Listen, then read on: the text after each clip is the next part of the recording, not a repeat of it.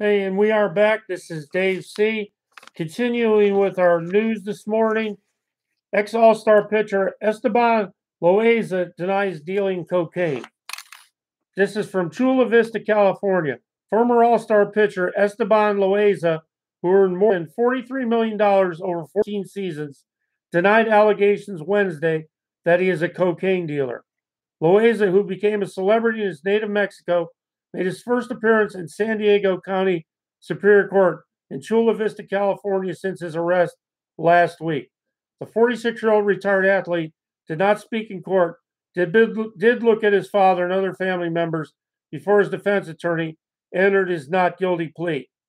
Prosecutors charged Loaiza, 46, with possession and transportation for sale of more than 22 pounds of cocaine, a cocaine base or heroin, is using false compartments to smuggle drugs.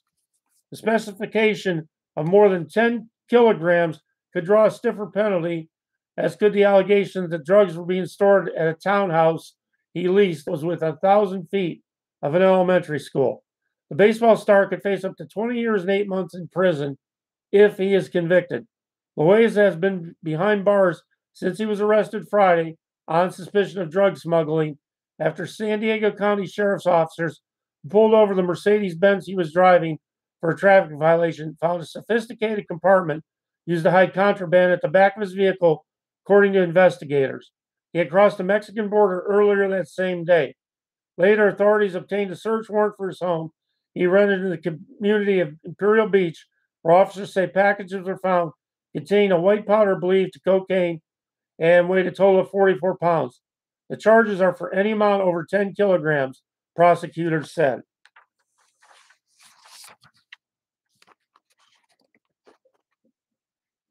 Barstool Sports co-host Patrick Connor fired by KNBR after calling Olympian a hot piece. A San Francisco radio host was fired by KNBR Wednesday after making a series of sexually suggestive comments about 17-year-old U.S. Olympian Chloe Kim, the Sacramento Bee reported. Patrick O'Connor called Kim a little hot piece of A after her gold medal win on Tuesday during a conversation on Barstool Radio's Sirius XM show, Dialed In with Dallas Braden. She's fine as hell, Connor said on the program while speaking with former NBL player Dallas Braden and comedian Brody Stevens. If she was 18, you wouldn't be ashamed to say that she was a little hot piece of A, he continued. And she is. She's adorable. I'm a huge Chloe Kim fan. Connor then appeared to reference the movie Dazed and Confused. Her 18th birthday is April 23rd, and the countdown is on, baby, because I've got my Wooderson going, Connor said. That's what I like about them high school girls. While he will no longer host the Shower Hour with Patrick O'Connor on KNBR, Connor remains employed by Barstool Today reported. USA Today reported. Sad, just sad, sad. Ohio man charged with providing gun to shooter who killed 2 officers. A man was charged Monday with providing the gun used to kill 2 veteran policemen in Ohio Saturday, authorities said. Gerald Lawson, 30, of suburban Cleveland, is accused of buying the handgun for shooting suspect Quentin Smith last summer. Smith gave Lawson the money to buy the gun, along with $100 for completing the transaction, according to a criminal complaint filed against Lawson, federal court Monday. As a felon convicted previously of burglary, Smith was prevented from having a weapon.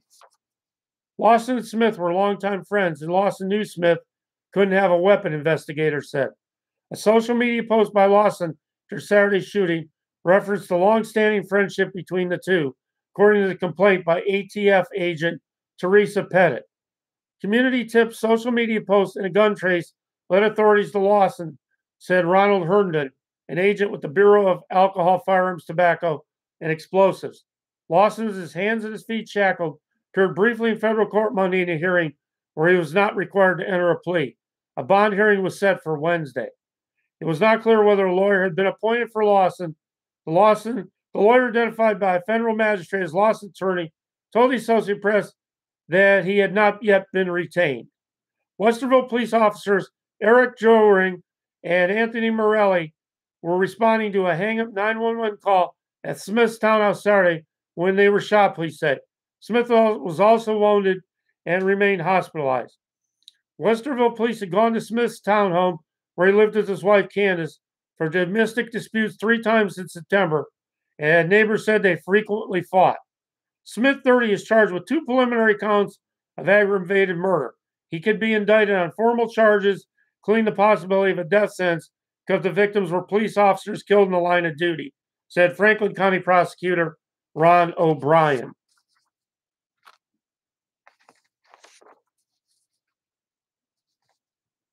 Ohio man raped and impregnated 14-year-old twins and their 12-year-old sister.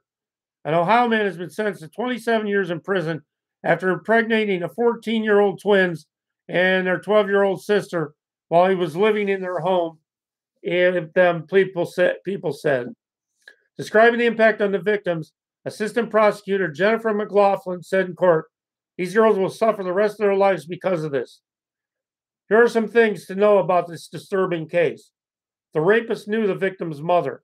Last November, Arnold Perry pleaded guilty to 2 counts of first-degree felony rape and a third-degree felony count of sexual battery, Mahoney County Common Police Court records show. Perry was friends with the victim's mother, who let him stay with her and her family at their Youngstown home when he had nowhere to live. After being welcomed into the home, Perry betrayed the family's trust by raping the 3 victims of attacks that took place between May 2015 and November 2016, according to the indictment. 2 of the victims gave birth and 1 terminated her pregnancy. Perry's attorney claims he has brain damage. And Perry received a longer sentence than prosecutors sought. Sweeney cited juvenile crimes as a factor behind the longer sentence. Perry acknowledged his action in court and apologized for what he had done.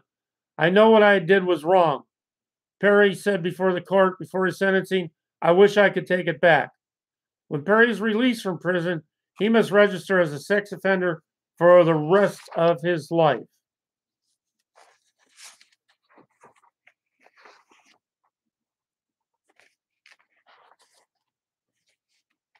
And we are coming back in just a minute with more news.